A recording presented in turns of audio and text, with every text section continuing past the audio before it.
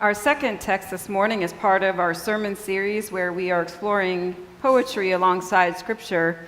I share with you this poem called Kindness by Naomi Shihab, one of my favorites.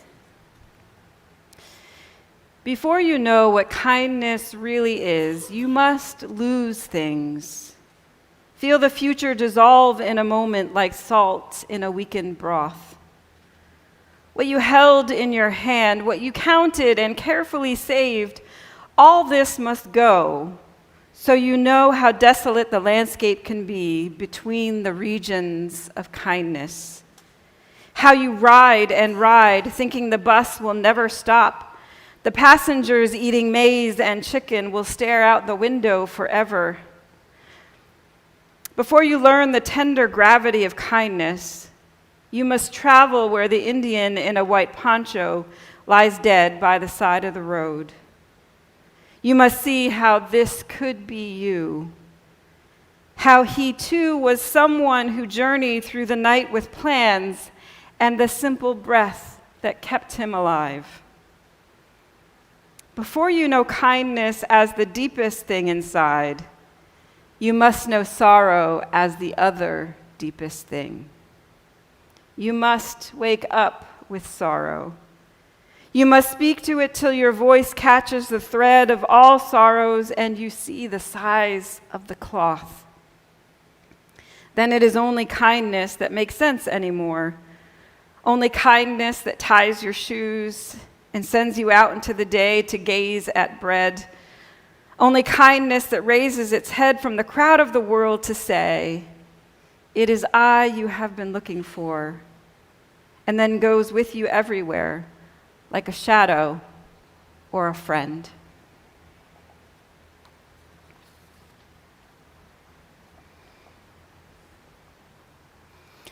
So the story goes, there once was a lawyer who stopped Jesus for a question. I'm married to a lawyer, so it's okay for me to tell the following. The lawyer said, "What do I do to get into heaven?" And the crowd was grateful he spoke up because they wanted to know too. Jesus, wary of a slick trick, turned the question back on the man and said, "What do you think?" "Well, the law says to love God with all you've got and love your neighbor as yourself. It's the golden rule." Jesus said, "Great. You get an A+. Do this and you will live." But wanting to be justified, the lawyer asks, "And who is my neighbor exactly?" And Jesus decided to tell a story, and it's up to you to decide if Jesus answered the question or had a different agenda in mind. He said, "There was once a man taken by robbers and left for dead in the bottom of a pit, and all kinds of people went by. A subjective person came along and said, 'I feel for you down there.' An objective person came along and said, 'It's logical that someone would fall down there.' A Pharisee said, 'Only bad people fall into pits.' A mathematician calculated how he fell into the pit. A news reporter wanted an exclusive story on his pit experience. A judgmental person said, 'You deserve your pit.' The wary person said, 'You might sue me if the rescue goes awry.' An IRS agent asked if he was paying taxes on his pit. A self-pitying person said, 'You haven't seen anything until you've seen my pit.' An optimist said, 'Things could be worse.' A pessimist said, 'Things will get worse.' Finally, a minister, a priest, and a rabbi passed by. They all looked and crossed by on the other side, saying, 'That's got to be somebody else's job.' And then came a man with no degrees, no pedigree, by all standards, a nobody in the lawyer's eyes, even less than a nobody. He's the one who reached in and pulled the man to safety, And even more, he checked on the man, paid his bills, and tipped the innkeeper for his troubles. Jesus said to the lawyer, "The question isn't who is your neighbor, my friend, but what kind of neighbor are you? The one with excuses, or the one who refuses to say it's somebody else's job?"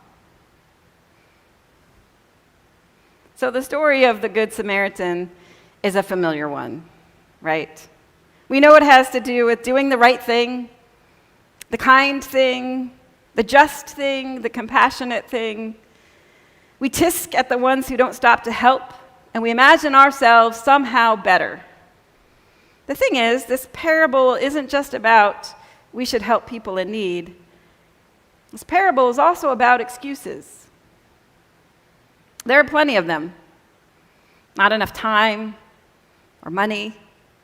It's emotionally exhausting to think about all the people who are in need, and it's too risky to get personally involved. It's like looking into a black hole, and once you get partway in, there's no telling where or when it will end. One summer, I remember sitting with the women's Bible study at my former church at the Mystic River Park, just down from where our church was, and being distracted by this young girl sleeping and leaning on a bench nearby. It was obvious she'd spent the night there, and I knew we should do something. But what?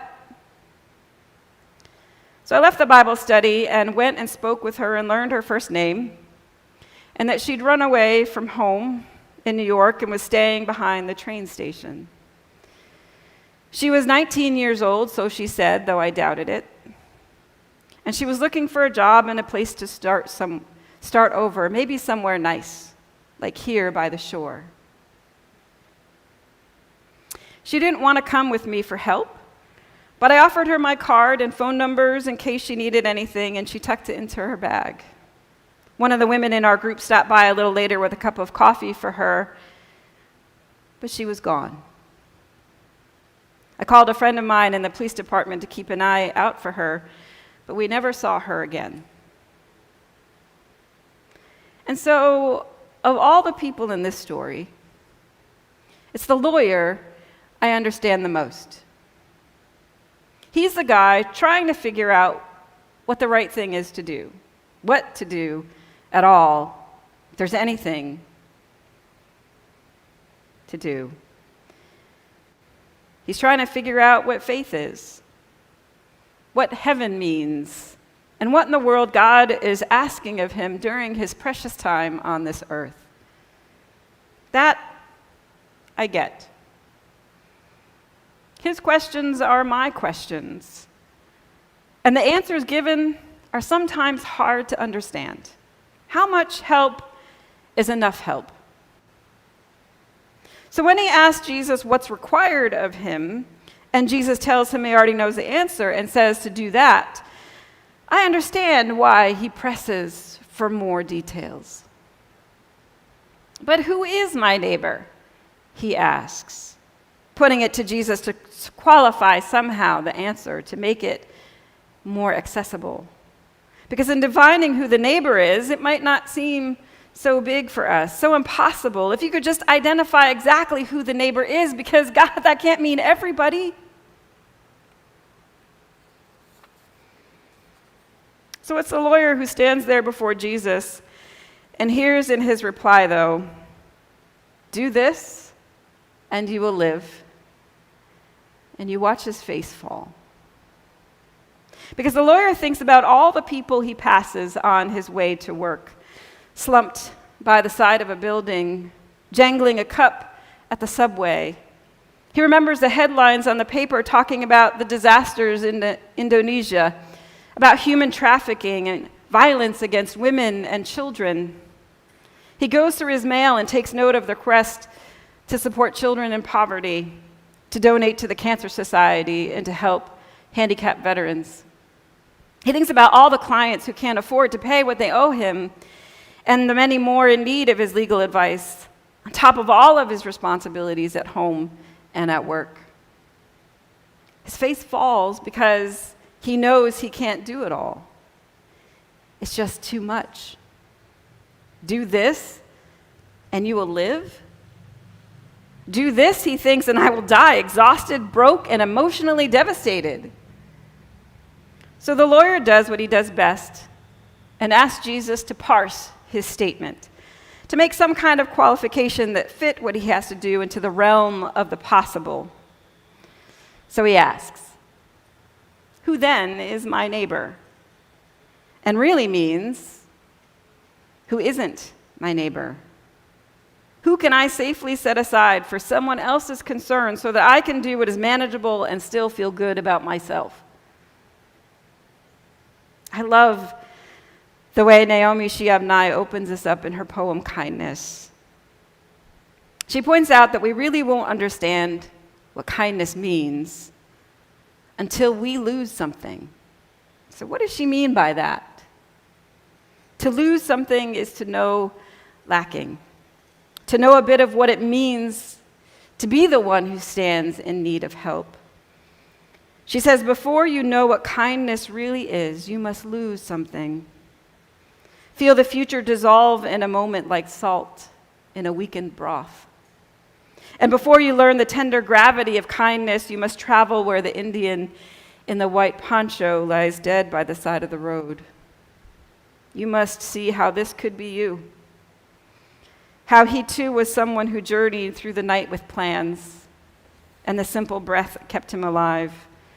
Because before you know kindness as the deepest thing inside, you must know sorrow as the other deepest thing. So the neighbor is the one who sees themselves in the other and knows just how little it takes to find yourself in desperate need, to find yourself in their shoes. It's a thin line as much as we might pretend that it isn't. So the lawyer knew the right answers. We know the right answers. And we know just how complicated the question is. What is required of me in my time on earth, hoping to stretch all the way to heaven? What does it mean to be kind? We are well aware of all the obstacles that are apparently in the way about how we feel, how we understand the world, how we think about what is going on and our part in it. But at least in this story, to Jesus, it doesn't matter what we think. Jesus isn't willing to put boundaries on the commandment to love and lets the lawyer decide for himself how he's supposed to live it out. And where Jesus ultimately takes the lawyer is to understand that it's not what we think, but it's what we do that matters. Friends, don't get me wrong. This isn't a sermon about doing more or feeling bad about what you can't or can't do. I read this story and I think it has something to do with God giving us people in our path every day, and about us doing our best not to ignore them.